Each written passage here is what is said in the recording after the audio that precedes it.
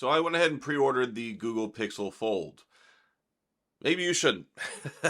Maybe you ought to let me be the guinea pig on this one and test it out. I mean, that's what I'm here for anyway. Expensive phone, $1,799. And one thing that I learned in the pre-order process, which I'm going to get another Pixel watch, like, because I need another hold in the head, right?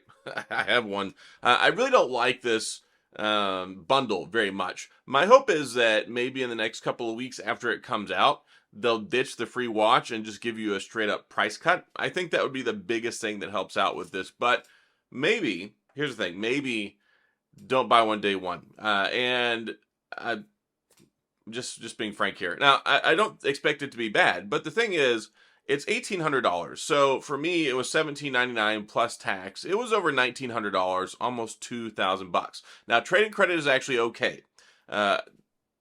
It is. I was really surprised. I'm getting $850 for an iPhone 13 Pro, but I'm really torn up the air. I'm either going to send in my iPhone 14 Pro Max or my 13 Pro. The thing is I record my videos with them, and my son's using the other one, so I'll have to swap phones with him again. But yeah, there was no way I was doing it without trade-in because, yeah, $2,000 is really expensive for a phone. And I mean, let's face it, I don't want to say it's a gamble, but I mean, it really is because it's first generation hardware, but it's really not. So we're in a different position than when we were with the original Samsung Galaxy Fold. That was the first time ever we had a foldable phone. So what this is actually Samsung technology, Samsung hinge, Samsung screen. The phone is essentially a Samsung Fold with Google's stock Android on it and Google services Google services on all of them, but you know what I mean. It's Googled out, right? So I bought it because I'm a tech nerd and I'm a giant enthusiast, and of course because of the channel. Like I have legitimate reasons. I mean, I like to tell myself that anyway. But as far as the channel goes, I am planning on making content on it, but I really just want to try it. I like foldable phones. If you followed my channel for any period of time, you know I have the Z Fold 4, I had the Z Fold 3 before that, the Fold 2, the Fold, and I've also got like the Oppo Find N2 Flip, I've got the Z Flip 4, I've had the Motorola Razr 5G, I've had a lot of folding phones, right? So I already know that I like this whole different form factor thing. It's been a big game changer for me because I basically don't use a tablet anymore. I used to use a Tab S8 all the time. And before that, I used a Tab S7. Before that, a Tab S6. And ever since I got my Z Folds, I don't use them. Especially once the Z Fold 3 and 4 came out, I got the stylus support. And that's really the big thing for me. That's one concern I have with the Pixel Fold is there's no stylus. I'm sure you can probably use some sort of implement on there, maybe like the cheap ones that you use anyway. But it doesn't have like active stylus support. It doesn't have one that's designed specifically for it. And that's something that I think hurts it a little bit. I mean, it's not the end of the world because you take a look at like the Xiaomi ones and other ones, they don't have styluses either. But I really feel like if you're talking about having a folding phone that's also a tablet, it really should have some sort of a like S Pen or stylus construct that goes along with it. But I expect there to be some growing pains here. I expect there to be a lot of butthurt about a month or two after the phone is actually announced. Well, not announced, but comes out. And then there's a price drop. This happens with every single Google phone. And that's why one of the reasons why I say maybe you shouldn't buy it just yet. Because right now they have it bundled with the watch, which who cares? I'm sure most people that want the watch already are going to have one. Not so much like the watch is going to be something that's enticing to go ahead and get the Fold. And here's the thing. I'm going to get this watch. I have the LTE watch already. If I turn around and sell it, the resale value is not great. I mean, maybe I can get $200. Who knows? So I don't know. Maybe a giveaway? We'll see. I'm going to do something with it, I'm sure, because I certainly don't need it. But I wasn't going to not select it. Like, they actually have it set up where you don't have to pick one. They should have it set up where you can either take a $300 price cut or you can get the watch. That would have been the better thing to do. I think it would have been more enticing because there's a lot of folks that already have the Pixel Watch that are buying the Pixel Fold. And I think the dates have already moved back. Somebody was mentioning to me earlier that when they were looking, that the shipping dates had already pushed back into like end of July or something. So who knows? I don't think there's a lot of inventory. I mean, I made a joke and said like, oh, what? So the 10 people that were going to buy them already bought them. I've seen a lot of receipts on Twitter already for the pre-orders for people who are going to buy them. I'm curious how many are going to get returned. This is the way of the world. I mean, I don't do that. I don't buy stuff and return it, but I know it happens. and I'm not going to pass judgment on people, but I can almost guarantee that some of those Pixel folds are going to get bought. There's going to be a video made, and then you'll never see a video again, and it got turned back. Or you might even see a video why I returned it, because that will certainly generate clicks. But I think for most people, it's probably not a good buy right now. One, because Pixel always drops the prices, so there's that. Especially if you don't want the watch, give it a month or two. I can almost guarantee the prices are going to drop. This thing will be much more affordable by the time it comes around to the fall. Two, we don't know if it's going to have any problems. I mean, it's very interesting to me that the thing launched, right? We announced it, and then we're waiting 48 days for this thing to come out. That's forever. That is stinking forever. Like, we're waiting basically 2 months after the announcement. Why did they do that?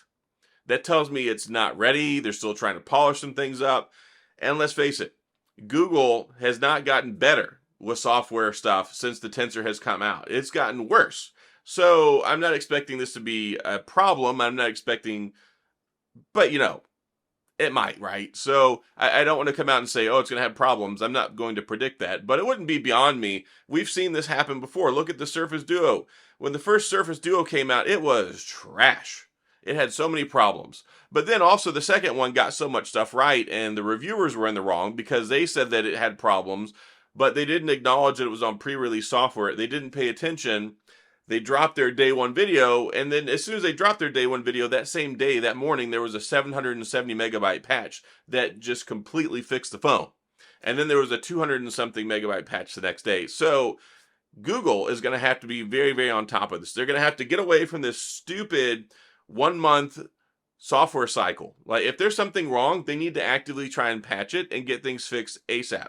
We're in a whole nother ball game now. Like, we're in the end game, like they say in, well, the movie Endgame, right? With the Marvel, with the Avengers guys.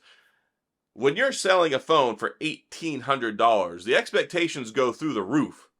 At least when Samsung came out with theirs, they had this 24-hour concierge service. I mean, they basically send you a hot towel to use while you're waiting for them to answer the phone, so that way you could get your problems fixed, right? You could go somewhere. You could go to a Samsung Experience store. You could call somebody 24/7. There were some perks, right, that came along with it. So there are no perks with this. The only perk you get is a front row seat to having expensive hardware issues. So anyway, I don't want to paint a bad picture, but realistically, looking at our Tensor experience so far, it's created quite a bit of tension, pun intended. So that's just some of the things I'm concerned about. How good is it going to be? How polished? Now, I get it. We've seen all the ad videos, right? All the folks that got it, they had access to the phone for an hour, and that's fine. I would have done the same thing if I was there. I'm not trying to fault anybody. And of course, Google has it embargoed where they can't talk about certain things. They can't do their reviews. They probably don't have their review units yet. I don't even know if I'm getting one. It's really weird because Team Pixel usually sends us stuff out. So I started with Team Pixel back with the Pixel 4a, and they always sent out the A series. So they sent out the 4a, the 5a, the 6a. Everybody pretty much thought we're going to get the 7a. It was up in the air whether we were going to get a Pixel Fold. It was up in the air whether we were going to get a Pixel tablet. But pretty much everybody kind of thought safely we would get the Pixel 7a. And then lo and behold, it drops. Haven't heard anything from Team Pixel. And yeah, I ran down the store to go buy mine, which is fine. I always assume I'm not getting anything for free, but we kind of thought we were going to get that one. I'm always ready with my debit card to go buy this stuff. I mean, I've already ordered or pre-ordered the Pixel Fold. So if they send me one, I mean, that's great. But at this point in time, I don't know anything about that. So it's kind of a weird position to be in because normally they're pretty upfront with all that stuff. So it's just very interesting the way that everything's been done with this phone. The long delay after it's finally been announced, the pricing, and I think the pricing is too much. And I just don't think Google can charge that. It reminds me a lot of the OnePlus 8 and the 8 Pro. Whenever those came out, the 8T, the 9 Pro, they wanted like $1,000 for those phones, and nobody bought them. Like, OnePlus is not $1,000 phone. I'm sorry, it's just not. The Pixel 7 Pro, the endearing quality and what's made the Pixel so successful the last few years has been the pricing. It's been so good. So when you look at $17.99, that's over twice as much money as what the Pixel 7 Pro costs. and there's not even that big of a market share for foldables, only like 2%, and most of those are flipping phones, not the folding ones. So I'm glad it's here. I'm glad we have the Pixel Fold competition, but like the responsible part of me is like, look, make sure you get the insurance. Please get the insurance. Buy at your own risk. We'll see what happens. It could be a magical experience. I haven't even had my hands on one. They're not even on the demo shelves at stores yet, but it's just a lot to go out there on a limb, just like it was with the first Samsung. But that's kind of gotten a lot better over time. And of course, I always recommend to get the insurance with that too. You don't want something to go wrong with this and not have the insurance. Just look at the Pixel 7s that spontaneously have camera lenses breaking or buttons falling out, and then Google's like, we're not fixing that. So insurance, insurance, insurance. Cover yourself because Google won't, right? So those are just some things. I would say wait till the full reviews come out when people can be actually open and honest and tell you what's going on with the phone, their experience with it, a little bit outside of the hype window. The phone's not going anywhere. It just came out, right? So we have a little bit of time, and the deals aren't exceptional, especially if you don't want a Pixel watch, right? So those are kind of the reasons why I say hold off. I, of course, pre-ordered it, but that's just a word of caution from me. And we'll see where it goes from there. But I'm excited about mine. We'll see what happens when it gets here. I'm going to go ahead and wrap this video up. Lots of cool stuff. Always great to have a new foldable on the market. And let me know what you think. Are you planning on getting one? Are you holding off? Do you think it's too much? Tell me your thoughts now that we've officially seen it and all the stuff is out on the table, right?